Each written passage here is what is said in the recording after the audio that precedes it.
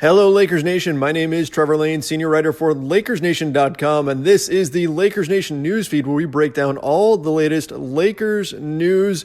Today, we're talking about an NBA trade. No, not a trade that the Lakers were actually involved in. This is a trade between the Brooklyn Nets and the Atlanta Hawks, but it does have some potential implications for your Los Angeles Lakers. So before we dive into it, quick shout out to our sponsor, betonline.ag.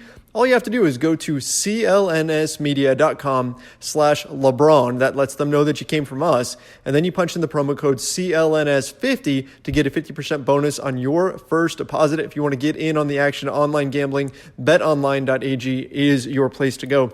So here's the deal. This is according to Adrian Wojnarowski of ESPN.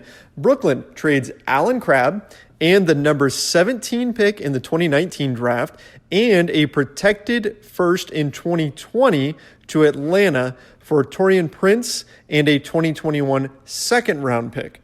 Okay, so the Hawks are adding a couple of more draft picks. The Hawks now have a ton of draft picks in this first round. They have 3 picks in the first round, 8, 10, and 17.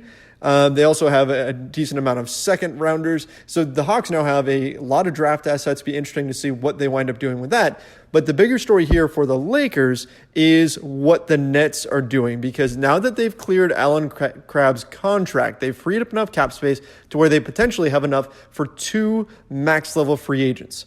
So that's a big deal for a Lakers team that is going to be out here chasing free agents of their own. And rumors are already flying that this is a sign that Kyrie Irving is indeed coming to the Brooklyn Nets. Those rumors have been picking up steam recently. So if this is indeed a sign that Kyrie is Brooklyn bound, well, for one thing, that's a negative for the Lakers because the Lakers were one of the teams that was probably going to pursue Kyrie in free agency. But there's also a way that this is a positive for them, and that comes in the form of the Anthony Davis trade talks, and it's actually a bit of a double whammy of a positive here. So from the Brooklyn side of it, because the Nets were rumored to be one of the teams that could chase Anthony Davis, and now they've just traded away 2 first-round picks that they now can't put into trades, in theory, that would make the Nets offer weaker for Davis, perhaps even take them out of the running for Davis. Now, I'm sure there's other things that they can do, and it'll be interesting to see how they handle D'Angelo Russell. He's a restricted free agent, and if they wind up keeping him, then they don't actually have 2 max slots, but if they decide to part ways, then they could have 2 max.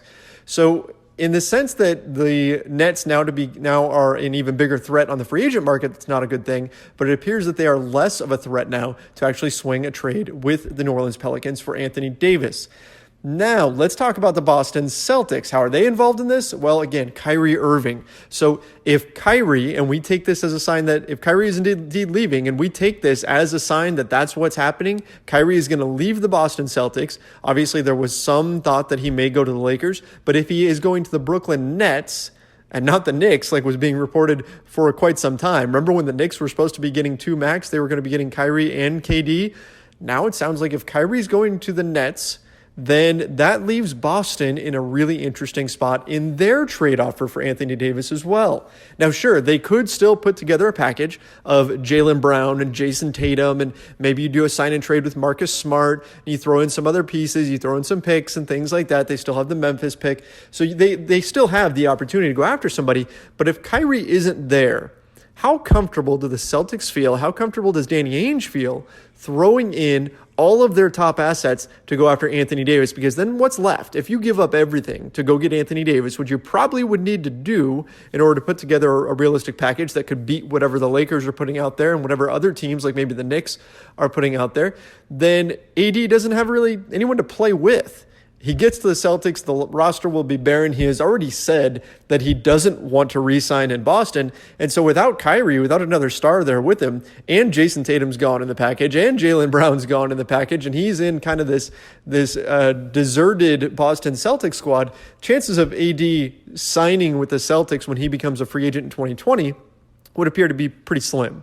So it seems unlikely then that the Celtics will be able to make a truly competitive offer for Anthony Davis as well. Now, who knows? They could still throw caution to the wind and go after him anyway, but most likely, again, if this Brooklyn move is a sign that Kyrie Irving is indeed going to the Nets, and Adrian Wojnarowski did report, he said Kyrie Irving is serious about the Nets, and the Nets are serious about beating the Knicks and the rest of the league to the biggest free agents in the marketplace, that could be a good thing for the Lakers in terms of how many competitors they have to beat for Anthony Davis. They're quickly getting whittled down. Look, if the Celtics offer isn't out there anymore and the Nets offer isn't out there anymore, then we're really looking at a two-way race between the Lakers and the Knicks for Anthony Davis, although other teams could get involved, maybe the Denver Nuggets. We've seen that tossed around a little bit, the Portland Trail Blazers. There's other teams who could get in there, but the favorites would have to be the Knicks and the Lakers, and this Brooklyn Nets move seems to suggest that that is what it really will come down to, that it's going to be a two-team race